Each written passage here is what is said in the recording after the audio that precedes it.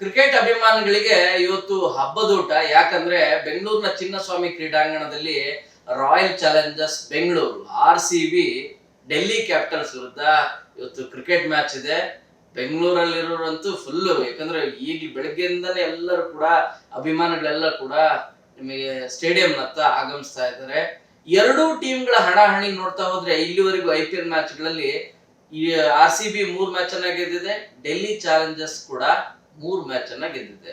ಇಬ್ರು ಕೂಡ same time table ಅಲ್ಲಿ ಪಾಯಿಂಟ್ಸ್ ಅನ್ನ ತೆಗೆದುಕೊಂಡಿದ್ದಾರೆ. ಇನ್ಫ್ಯಾಕ್ಟ್ ಡೆಲ್ಲಿ ಟೀಮ್ ಒಂದು ಮ್ಯಾಚ್ ಅನ್ನು ಕೂಡ ಸೋತಿಲ್ಲ, RCB ಒಂದು ಮ್ಯಾಚ್ ಅನ್ನು ಸೋತಿದೆ.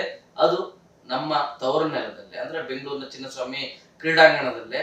ಮುಂಬೈ ಇಂಡಿಯನ್ಸ್ ವಿರುದ್ಧ ಅದ್ಭುತವಾದಂತಹ ಬ್ಯಾಟಿಂಗ್, ಬೌಲಿಂಗ್ ಮತ್ತು ಆಲ್ರೌಂಡ್ ಪ್ರದರ್ಶನ ಮಾಡಿದ ಕಾರಣಕ್ಕಾಗಿ ಬಹಳ ರೋಚಕವಾದಂತಹ ಗೆಲುವನ್ನ RCB ಸಾಧಿಸಿದೆ. ಅದು ಅಷ್ಟು ಸುಲಭದ ಮಾತಲ್ಲ. ಅದು ಮುಂಬೈನ ವಾಂಖೇಡಿ ಸ್ಟೇಡಿಯಂ ನಲ್ಲಿ ಗೆಲ್ಲೋದು ಅಷ್ಟು ಸುಲಭದ ಮಾತಲ್ಲ. ಸೊ ಆ ಮೂಲಕ ಕೊಹ್ಲಿ ಮತ್ತೆ ತಮ್ಮ ಬ್ಯಾಟಿಂಗ್ ಪರ್ಫಾರ್ಮೆನ್ಸ್ ಏನು, ಕಿಂಗ್ ಕೊಹ್ಲಿ ಅಂತ ಯಾಕೆ ಕರೀತಾರೆ ಅನ್ನೋದನ್ನ ಮತ್ತೊಮ್ಮೆ ಪ್ರೂವ್ ಮಾಡಿದ್ದಾರೆ. ಅದೇ ರೀತಿಯಾಗಿ ಬೌಲಿಂಗ್ ಪ್ರದರ್ಶನದಲ್ಲೂ ಕೂಡ ಇನ್ನಷ್ಟು ಹೇಜಲ್ವುಡ್ ಇರ್ಬೋದು, ಭುವನೇಶ್ವರ್ ಇರ್ಬೋದು, ಅಫ್ಕೋರ್ಸ್ ನಿಮಗೆ ಪಾಂಡ್ಯ ಉತ್ತಮವಾದಂತಹ ಬೌಲಿಂಗ್ ಅನ್ನ ಮಾಡ್ತಾ ಇದ್ದಾರೆ.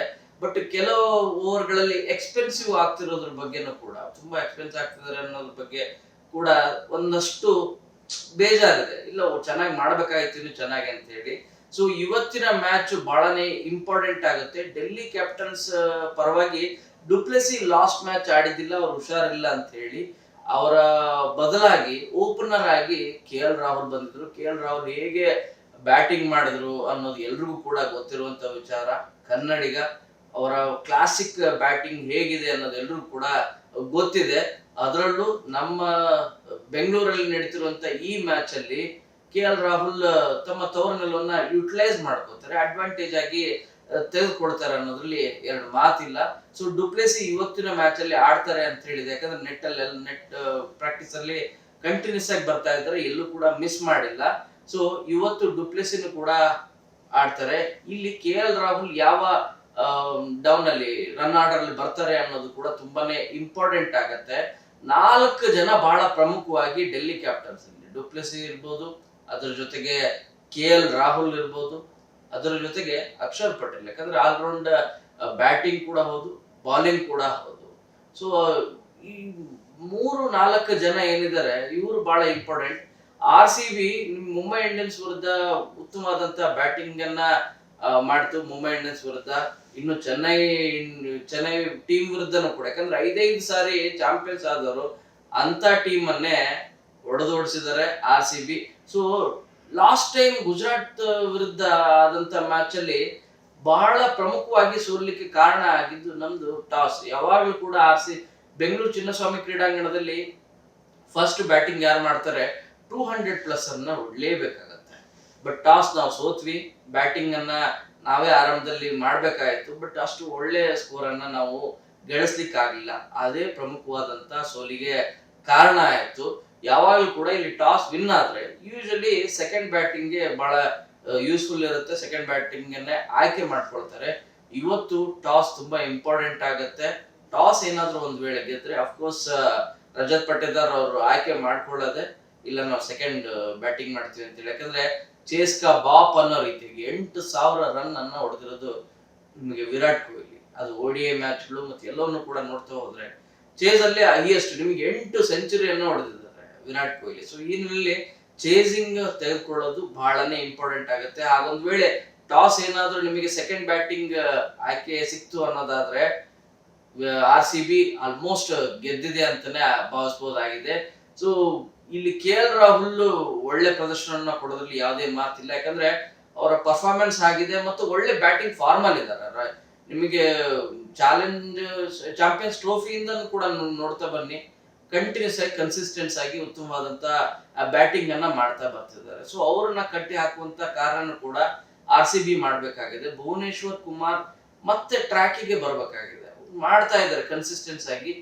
ಬಟ್ ವಿಕೆಟ್ ಅನ್ನ ಪಡೆಯೋದ್ರಲ್ಲಿ ಒಂದಷ್ಟು ಹಿಂದೆ ಸಿಗ್ತಾ ಇಲ್ಲ ಅವರಿಗೆ. ಸೊ ಏನಾದ್ರು ಮತ್ತೆ ಲೈಕ್ ಏನಾದ್ರು ಬಂದ್ರೆ, ಭುವನೇಶ್ವರ್ ಕುಮಾರ್ ಬಂದ್ರೆ ನಮ್ದು ಒಳ್ಳೆ ಬೌಲಿಂಗ್ ಪರ್ಫಾರ್ಮೆನ್ಸ್ ಕೂಡ ಆಗತ್ತೆ. At the same time RCB ಗೆ ತುಂಬಾ ಯೂಸ್ಫುಲ್ ಕೂಡ ಆಗತ್ತೆ.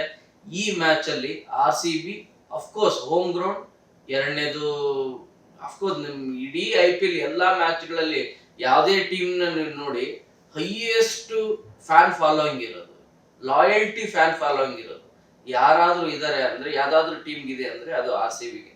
ನೋ ಡೌಟ್ ಎಲ್ಲಾ ಟೀಮ್ಗಳು ಕೂಡ ನೀವು ವಾಂಖೇಡೆ ಸ್ಟೇಡಿಯಂ ಅಲ್ಲೂ ಕೂಡ ಆರ್ ಸಿ ಬಿ ಅಂತ ಕೂಗ್ತಾ ಇದ್ರು. ಅತಿ ಹೆಚ್ಚು ಆ ಧ್ವನಿನೇ ಮೊಳಗ್ತಾ ಇದ್ದಿತ್ತು.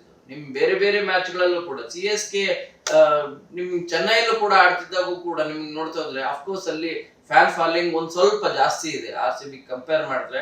ಹಾಗಂತೇಳಿ ಅಲ್ಲಿ ಇಲ್ಲೇ ಇಲ್ವಾ ಅಂದ್ರೆ ಇಲ್ಲ, ಖಂಡಿತವೂ ಕೂಡ ಇಲ್ಲ. 40% ಆರ್ ಸಿ ಬಿ ಫ್ಯಾನ್ಸ್ ಇದ್ದಿದ್ರು ಅಂತ ಹೇಳಿ ಇನ್ಫಾರ್ಮೇಶನ್ ಬರ್ತಾ ಇರೋದು. ಸೊ ಹೀಗೆ ಅತಿ ಹೆಚ್ಚು ಫ್ಯಾನ್ ಫಾಲೋಯಿಂಗ್ ಹೊಂದಿರುವಂತ ಆರ್ ಸಿ ಬಿ ನಿಮ್ಗೆ 18 ವರ್ಷದಿಂದ ನೀವು ಐ ಪಿ ಎಲ್ ಕಪ್ ಅನ್ನ ಗೆದ್ದಿಲ್ಲ. ಈ ಸಾರಿ ಕಪ್ ನಮ್ದೇ, ಈ ಸಾರಿ ಕಪ್ ನಮ್ದೇ ಅಂತೇಳಿ ಪ್ರತಿ ಸಾರಿ ಹೇಳಿ ಹೇಳಿ ನಾವೇ ಮುಜುಗರಕ್ಕೊಳಗಾಗ್ತಿದ್ವಿ. ಆದ್ರೆ ಆರ್ ಸಿ ಬಿ ಫ್ಯಾನ್ಸ್ ಮಾತ್ರ ಇಲ್ಲ, ನಾವು ಗ್ಯಾರಂಟಿ ಮುಂದಿನ ಸಾರಿ ಅದನ್ನು ಕೂಡ ಐ ಪಿ ಎಲ್ ಕಪ್ ನಮ್ದೇ ಆಗತ್ತೆ ಅಂತ ಹೇಳಿ ಕಾನ್ಫಿಡೆನ್ಸ್ ಅಲ್ಲಿ ಇದ್ದಾರೆ, ಭರವಸೆಯಲ್ಲಿದ್ದಾರೆ. ಬಟ್ ಈ sorry I P L champions trophy ನಿಮ್ಗೆ ಐ ಪಿ ಎಲ್ ಟ್ರೋಫಿಯಲ್ಲಿ 15ನೇ ಟ್ರೋಫಿ ಇದು. ಸೊ ಈ ಟ್ರೋಫಿ ಗೆಲ್ಲುವಂತ ಫೇವರೇಟ್ ತಂಡದಲ್ಲಿ ಯಾವ್ದಾದ್ರು ಇದೆ, ಮೊದಲ ಸ್ಥಾನದಲ್ಲಿ ಇದೆ ಅನ್ನೋದಾದ್ರೆ ಖಂಡಿತವ ಕೂಡ ಆರ್ ಸಿ ಬಿನೂ ಕೂಡ ಇದೆ. ಬರೀ ಡೆಲ್ಲಿ ಕ್ಯಾಪಿಟಲ್ಸ್ ಮಾತ್ರ ಅಲ್ಲ, ಯಾಕಂದ್ರೆ 5 ಸಾರಿ ಗೆದ್ದಂತ ಚಾಂಪಿಯನ್ ಐ ಪಿ ಎಲ್ ಟ್ರೋಫಿಯನ್ನ ಗೆದ್ದಂತ ಮುಂಬೈ ಇಂಡಿಯನ್ಸ್ ಇರ್ಬೋದು ಮತ್ತು ಚೆನ್ನೈ ಸೂಪರ್ ಕಿಂಗ್ಸ್ ಇರ್ಬೋದು, ಎರಡೂ ಕೂಡ ತುಂಬಾ ಕಳಪೆ ಪ್ರದರ್ಶನ ಮಾಡ್ತಾ ಇದ್ದಾವೆ. ಅವ್ರಿಗೆ ಬ್ಯಾಡ್ ಲಕ್ ಕೂಡ ಸೇರಿದೆ. ಬಟ್ ಆರ್ ಸಿ ಬಿಗೆ ಈ ಸರಿ ಒಳ್ಳೆ ಗುಡ್ ಲಕ್ ಇದ್ದಂಗಿದೆ. ಯಾಕಂದ್ರೆ 3 ಮ್ಯಾಚ್ ಅನ್ನ ಗೆದ್ದಿದೆ, 4ನೇ ಮ್ಯಾಚ್ 1 ಮ್ಯಾಚ್ ಮಾತ್ರ ಸೋತಿರೋದು. ಸೊ ಇವತ್ತಿನ ಮ್ಯಾಚ್ ಹೋಮ್ ಗ್ರೌಂಡ್ ಆಗಿರೋದ್ರಿಂದ ಗೆಲ್ಲುವಂತ ಚಾನ್ಸಸ್ ಹೆಚ್ಚಿದೆ. ಟಾಸ್ ತುಂಬಾನೇ ಇಂಪಾರ್ಟೆಂಟ್ ಆಗುತ್ತೆ. ಟಾಸ್ ಒಂದು ಒಳ್ಳೆ ನಿಮ್ಗೆ ಆರ್ ಸಿ ಬಿನೇ ಗೆದ್ರೆ ಅಫ್ಕೋರ್ಸ್ ಸೆಕೆಂಡ್ ಚೇಸಿಂಗ್ ಅನ್ನ ಆಯ್ಕೆ ಮಾಡಿಕೊಂಡು ಗೆದ್ದೇ ಗೆಲ್ತಾರೆ ಅನ್ನುವಂತ ವಿಶ್ವಾಸ ಇದೆ. Wish all the best R C B. Camera person Srinivasan ಜೊತೆ ಶರಣು ಅಪಿ, ನ್ಯೂಸ್ 18.